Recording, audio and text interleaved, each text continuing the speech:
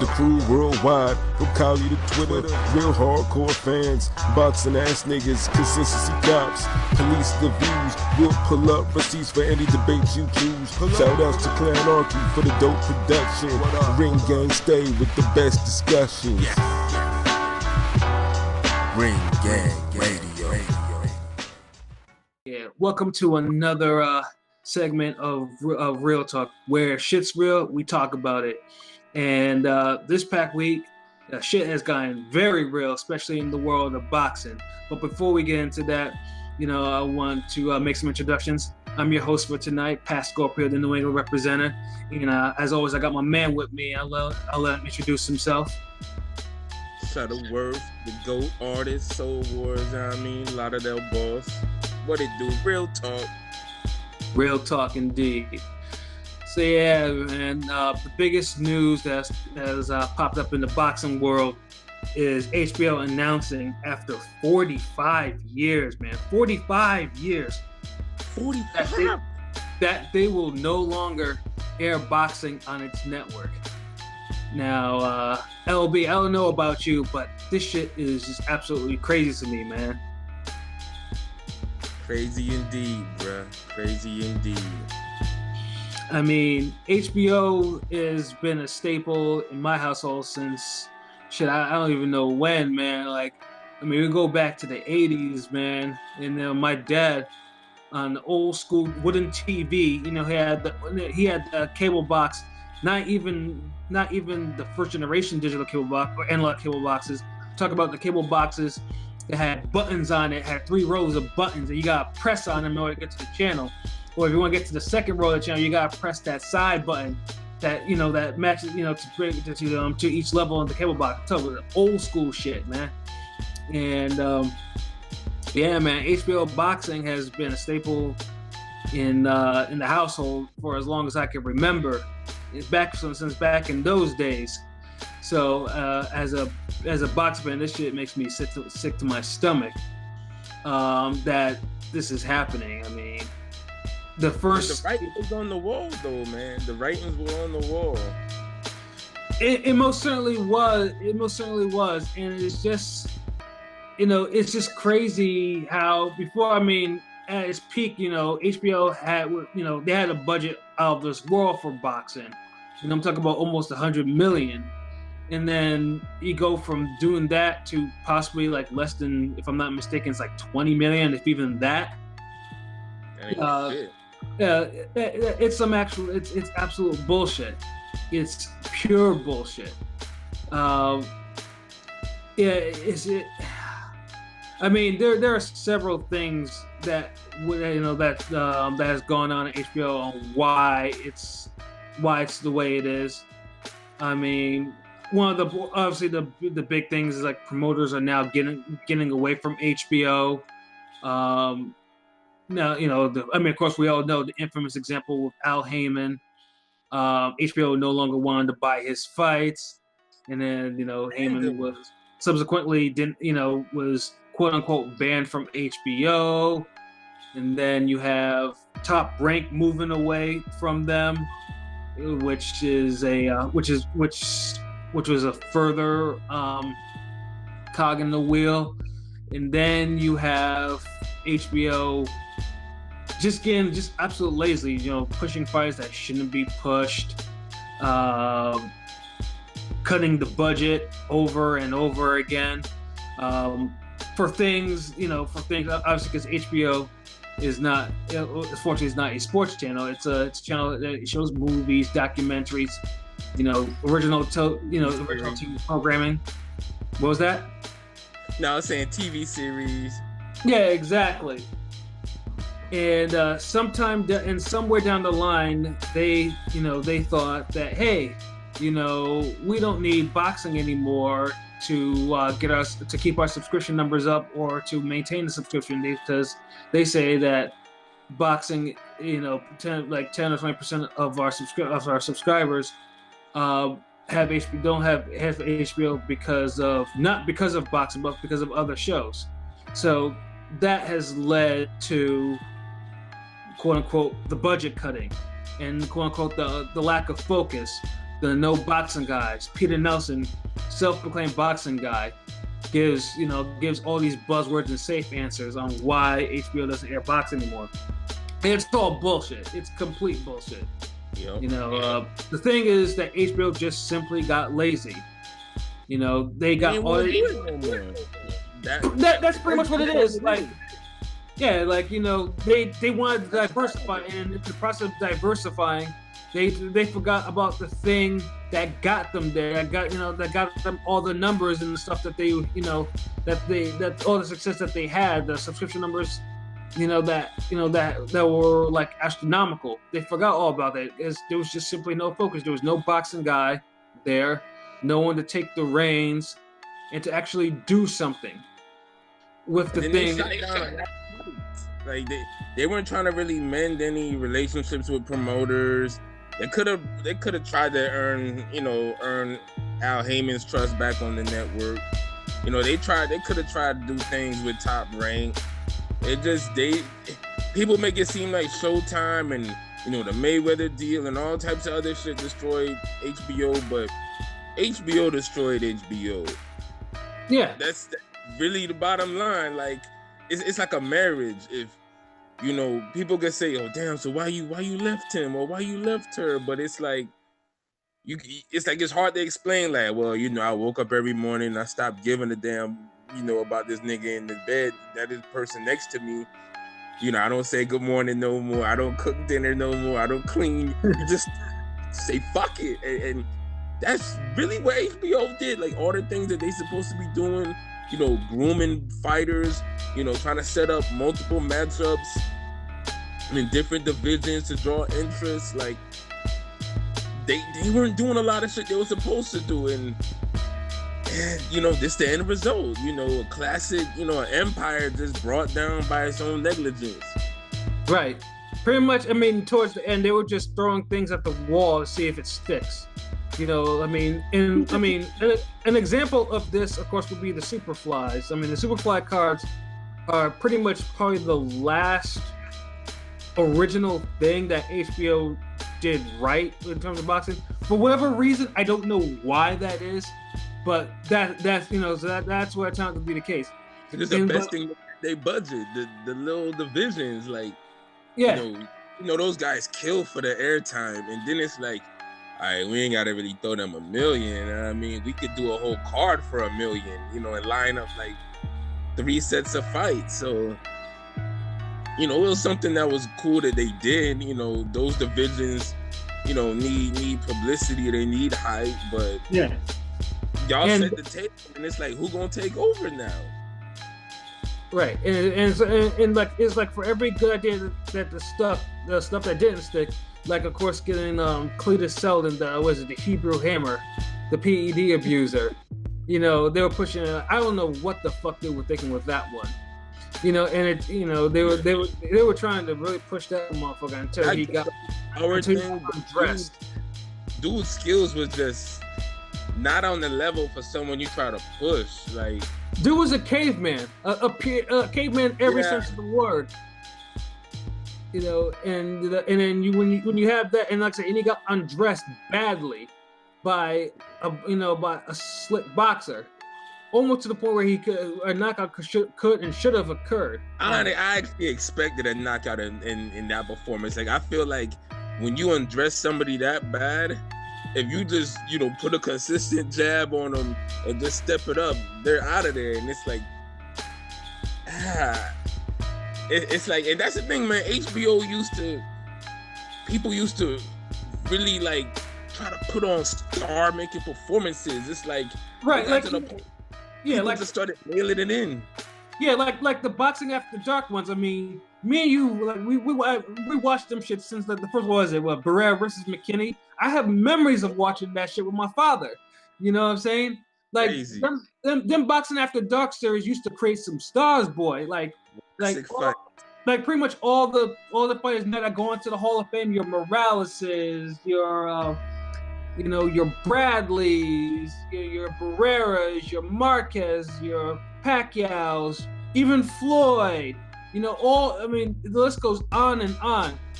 The Boxing After Darks, man, they created pure unadulterated stars. You know what I'm saying? But then over time, it started becoming a showcase night at the Apollo, and you started getting these career mode versus A-side fights, and like for like the example, of course, like I bring up this example a whole lot, but Andre Berto, I've mentioned this plenty of time, and this is Andre Berto is possibly one of the reasons why Heyman is off HBO. Why? Because because Berto was getting God knows how much, 900,000, $1 million, to knock out people, that were not at his level at the time. And if they weren't, and then I'm not saying he was the only fighter on there, but there was an increase in that it was no longer, having the best competitive fights. It was just more like trying to build a certain fighters, like some fighters that they HBO would think that has the star potential and just need to to give them the jobber row or washed up contender row. You know what I'm saying? Keep pandering. If you want to be honest, it was just low key pandering. It's like HBO could have righted the ship. It could have corrected that and then tried to. It just stopped caring. Because I mean, you've been watching boxing long enough to remember that time when HBO had his foot in everybody's ass, and it was up to everybody to counteract what HBO was doing. When HBO signing big ass fighters, these big names, and letting them. I mean, Roy Jones obviously was the biggest. Roy Jones and Oscar. Yes. Pretty much the whole anyone that was worth a damn in the welterweight division in the 90s and the early 2000s, they was getting that Showtime. Showtime had to counteract that with the whole. Remember the whole we don't sign fighters, we sign fights. Right. And they were living up to that too. I mean, shit. My favorite fight of all time was aired on Showtime. Castillo. You was getting epic fights from Showtime when they were the number 2 guys. Mm-hmm. And now it's like, I don't know if Showtime could really be the number 1 guy now, because even in a year where HBO was falling off and just saying, fuck it, they still had some pretty good fights. Yeah, and that's the thing about HBO. And this is, I've always thought, I mean, if you look at the fight of the years for like the last decade or 15 years, 70-80% of them, they aired on HBO. Yeah, people forget that. It's like people forget that all the time. Like, it's like for some reason, it's like people still, like boxers in general, still look at HBO as the pinnacle of the sport. Right. And I don't know, those performances just a little more epic on HBO. Right. I mean, HBO was, pretty much when you see HBO Boxing is as commercial as you get for professional boxing, not just in the U.S. but in the whole world. Like, I mean, pretty much when you mention boxing, it's HBO pay-per-view. It's not Showtime. Yeah, that was the dream. Hey man, exactly. Hey my nigga, I gotta get on HBO, bro. Yeah, exactly, because HBO subscriber base was at least 3 or 4 times larger than Showtime's, and and they reached a lot more people, a lot more anyone that was worth a damn. Production values too, like just everything, like the production values, the interviews, the segments, the commentator team, HBO just had a lot of shit that when they stopped doing it, when they stopped being on the money with things, you saw it was like, nobody could fill the void. Like Larry Merchant, for example. Once he left HBO, nobody in boxing was able to fill that void. Right. I mean, at first it was Big George. He was on there. He used to be like the straight man, and then Larry, and then you got Lampley who admittedly did regress, and Max Kellerman, who became more of a company show, and then Roy, who was Roy. There's no real drop off from him. But Roy started getting a little corporate too, towards the end. It's like him and Max, all them niggas kind of got corporate, man. Like, we to be honest. Yeah, but at least Roy would actually say something, make some, have some, and then War. And War was on there for a minute too. And Lennox Lewis, like, who was just awful. It was just awful for me. I mean, I hated listening to that motherfucker on there. But number up people's names. He'll state the obvious when everybody's looking for some real insight. Right. Or in the rare occasion, he had interest in an actual fight. It was usually on some Homer shit. I'll never forget, watching the rematch between Rockman and Maskaev. And Maskaev scored, managed to repeat his knockout over Rockman. And you could just hear this motherfucker. You could just hear the glee in that motherfucker's voice. This shit was crazy. Like, he was like, he almost, I know he wanted to say, haha, I seen him got knocked out. That type of shit. Yeah. But, it's like, but it was like a slow decline. It wasn't like it was like rapid. It was just a slow grind. Like, they started to cut the budget, they stopped caring. Like, it was crazy to me that the rematch between Triple G and Canelo only had one 24/7 episode. I mean, what type of shit is that? Some of the past 24/7s, there was like multiple episodes, man.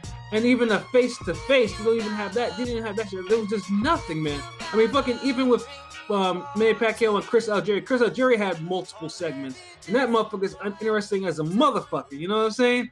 The only thing I ever got... The only thing I got... Yeah, like the only thing I got from that was fucking he liked avocado on everything, and he lived in his parents' basement. But that was something. But that's what HBO put you on though back in the day. Like, yeah. I mean, Edison, like, take a guy like Edison Miranda. HBO really pumped him up, and he was good cannon fodder for some of these guys. But now it's like, see the difference between Miranda and the what's that, Cletus Selden cat? Yeah. Look at the drop off in quality from them trying to push Miranda all the way to this guy. Right. Yeah, and it's awful. It's awful. But the thing is, like I said, HBO just didn't want boxing. They wanted to compete with other like a Netflix or something like that. They wanted to compete with that aspect. They got fat in their heads talking about, oh yes, we have Game of Thrones, we have Deuce, or we have Ballers, or... Man, I don't watch none of that shit, man. I do. Like I said, I do watch HBO's original program because if it wasn't for that, I would not have subscribed to HBO. But I do fuck with the original program, so that's the only reason why I haven't. So as it stands right now, the final HBO card will be on October 27th, with Danny Jacobs and Sergey Derevyanchenko going for the vacant IBF middleweight title. And that's how HBO Boxing, after 45 years, is going to end on that network. And it's terrible. But now, I mean, but the thing, though, that has been irritating me more, as you said before, is people talking about, Showtime put HBO out of business. That can be Showtime is just a cog in the wheel. There's multiple events. Yep. It's not one event. The one causes HBO killed HBO Boxing. Showtime was just one minor event. But there are a lot of people that are homers. Like it's one thing to stand a fighter, but there are a lot of weirdos out there that stand promoters. Network. Promoters. You believe this? Like, this is what boxing has come to, where boxing got so uninteresting, where it's like guys don't fight enough, so you don't even stand boxers. You're just like, fuck it, I'm a fan of this promoter. That nigga doing big this, he big this, big that, big shit. You know what I mean, like, dude, it's a fucking promoter. Like, who cares? Like the promoter's, like I said, the promoter's not going to cater to you. Lord knows I've preached about that. And there's a reason, why I'm not a fan of PBC, but I will not get into that on this cast. That will be for another cast, trust me. But it's just like, why are you caping so hard for this? Why is like, you clearly, it's like, what killed HBO, but you still want to say Showtime.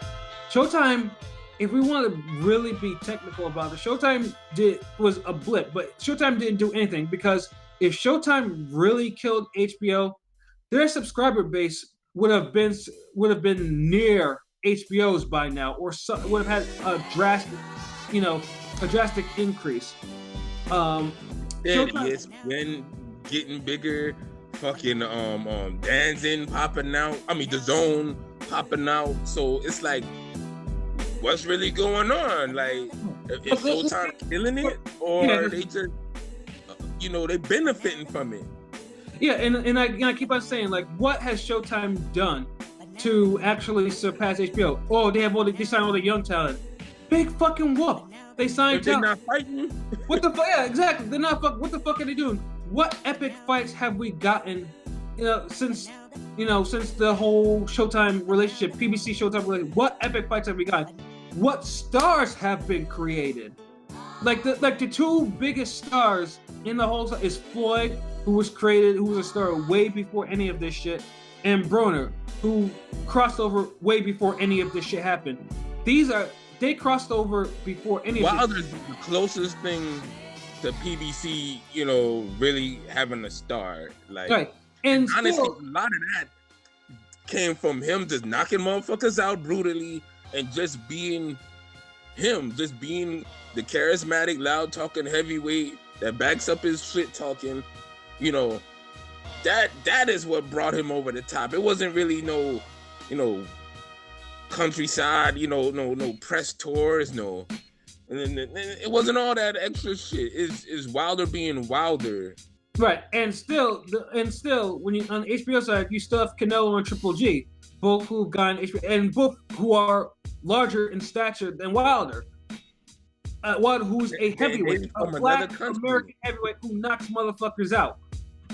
I'm not a fan of Wilder, but something is wrong when someone like that is not a bigger star than he should be. Yeah, I'll agree with that. And I'm a fan of Wilder. I'm gonna keep it real, but it's true. Like there's no reason. Wilder should be fighting all over the country. Fighting 3 and 4 times a year, just getting them knockouts, just really doing it. Like, and credit to him though for getting where he at in the game without really getting promoted properly. But that's, like you said, that's for something else. But for HBO, like, we just knew it was coming, and it's one of those things where you didn't want to see it coming, but you knew it was coming.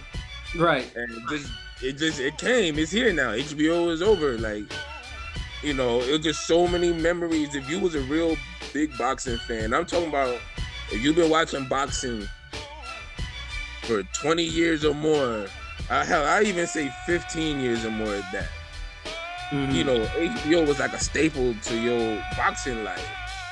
Right. It just was. Like, they broke so many new fighters, just the random fuckery, just all types of shit with HBO. Just like the wars, like the classic rivalries, the all-time great fights. I mean, legendary nights. Yeah, legendary nights. Yeah, exactly. Like I mean, not like Showtime can't do their own, but most people won't even know most of them. Like, unless if you want to do one on Corrales Castillo or Marquez Vasquez rivalry, these are the type of shit. Most people, if you did that, most people wouldn't even know, because most people aren't familiar with Showtime boxing pre all this nonsense with PBC and everything like that. Because people forget, like, when Showtime and HBO used to go head to head on certain nights, HBO for some reason it could have the lesser fighters, and it'd be the fucking bigger night. And a good example of this is when Costa Zoo and Ben Taki fought the same night Gotti Ward fought. Oh my God! Oh yeah. We knew. Ben Taki, hard punching dude, rough and rugged, top 10 guy at the time. Costa Zoo, what more you guys say about Costa Zoo? Yeah, what I'm saying? Iron fist, good jab, devastating right hand and timing.